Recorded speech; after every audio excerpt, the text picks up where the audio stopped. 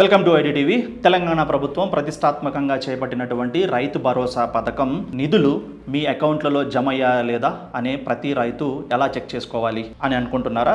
3 ఎకరాల భూమి కలిగినటువంటి ప్రతి రైతు ఖాతాల్లో కూడా తెలంగాణ ప్రభుత్వం రైతు భరోసా కింద నిధులు జమ చేయనుంది. ఈ నిధులు తమ ఖాతాలలో చేరా లేదా అనేది ప్రతి రైతు చెక్ చేసుకోవడానికి గవర్నమెంట్ వెబ్సైట్ను కనుక విజిట్ చేసినట్లయితే మీరు మీ ఖాతాలో ఉన్నటువంటి రైతు భరోసాని చెక్ చేసుకోవచ్చు. అది ఎలాగో చెప్పారు. ఈ కింది ఇచ్చినటువంటి రైతు భరోసా .telangan.gov.in వెబ్సైట్లోకి వెళ్ళి మీ రిజిస్టర్ మొబైల్ని ఎంటర్ చేయండి.